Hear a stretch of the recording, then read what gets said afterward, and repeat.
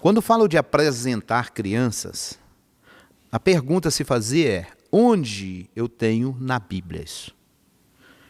Quando se fala de apresentação de criança, é muito comum, no meio cristão, por exemplo, eles citarem um texto de que o Messias foi apresentado. Ora, se o Messias foi apresentado, então a gente também vai fazer a apresentação dos filhos, né? Porque o Messias foi apresentado. É interessante que o Messias cumpria toda a Torá, mas ninguém quer cumprir Torá. Inclusive, o Messias é apresentado porque o pai dele é um judeu e a mãe dele é uma judia. Se você pegar o texto onde isso é citado, é Lucas capítulo 2 e o verso 22. Só que se você ler lá, temos dois detalhes sobre esse texto. Primeiro, o texto ele fala de terminando um período que está na Torá, que é o período de nidar. Quando uma mulher ganhou uma criança, ela tem um período de nidar, um período de separação. Então já começa o assunto falando disso. Terminados os dias da purificação dela. E aí eu tenho problemas com versões. Tá? Aí tem um problema também nas versões que a gente vai encontrar. Por quê? Porque a purificação é da mulher. Mas eu encontro versões que deles. Está errado a versão. Porque deles nem existe no texto. Porque a purificação é da mulher. A mulher passa 8 dias, o menino é apresentado para ser circuncidado, e depois, sendo menino, ela fica mais 33 dias. Então, o assunto de purificação é dela.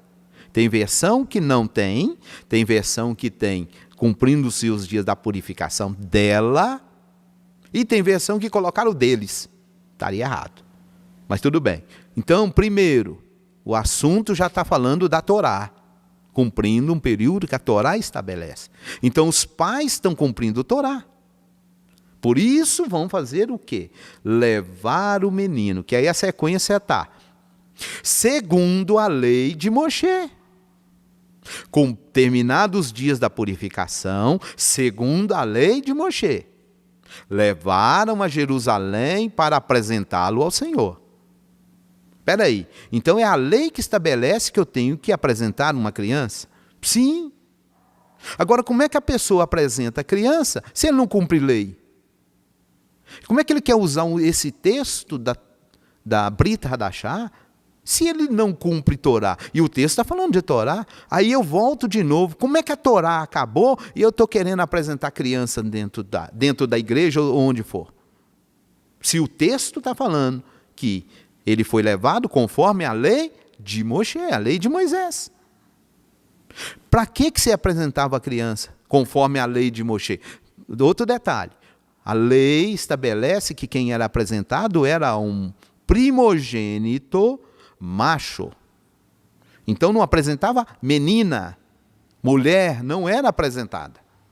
Por quê? Porque tinha que cumprir uma outra coisa da lei, que é o resgate do primogênito. Então, levava a criança para apresentar, macho, primogênito, para pagar por ele o resgate.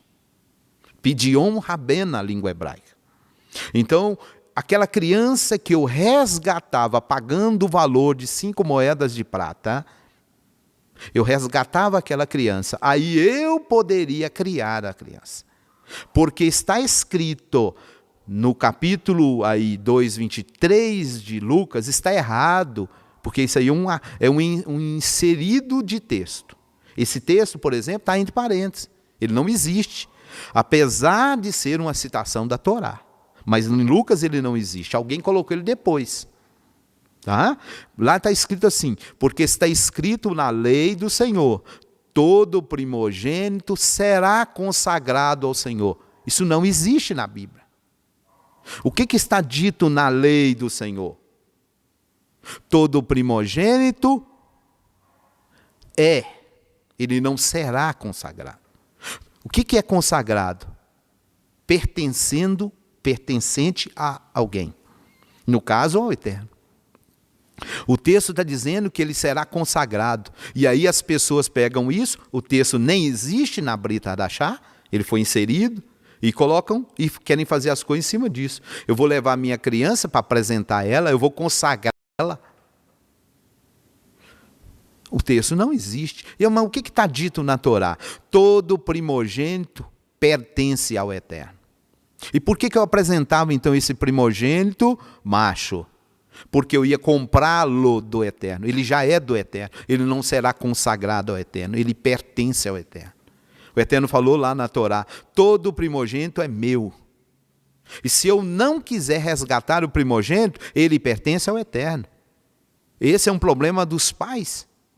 Eles não sabem o que estão fazendo e o que precisam fazer não fazem. Se o primogênito pertence ao Eterno, ele precisa ser resgatado. Tem que se fazer o resgate dele para poder você criá-lo. Porque senão, você não tem autoridade para criá-lo. Porque ele pertence ao Eterno. E aí você quer fazer dele algo que é muito comum, e é muito comum os pais terem problema com os filhos primogênitos. Por quê? Porque os pais querem fazer do filho algo para si, e ele não pertence. Ele não comprou ele do Senhor. Ele não resgatou ele. E é isso que a Torá, a instrução do Eterno para os primogênitos macho.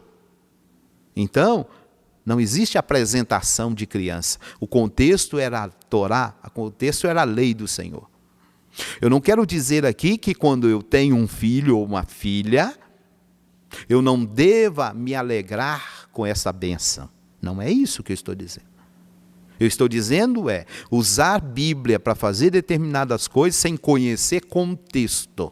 Sem usar textos da Bíblia que, por exemplo, nem existe, como eu estou falando de Lucas 2:23. Você pode encontrar em algumas Bíblias que tiveram o zelo de colocar um parêntese ali. O que significa isso? Alguém fez um comentário sobre o verso anterior. Esse texto não existe. Aliás, ele até está errado, estaria errado. Por quê? Todo primogênito pertence e não será consagrado. Ele já é consagrado. Ele nasce consagrado. Ele nasce pertencendo ao Eterno. E eu preciso comprá-lo para mim. Pidyon Rabén.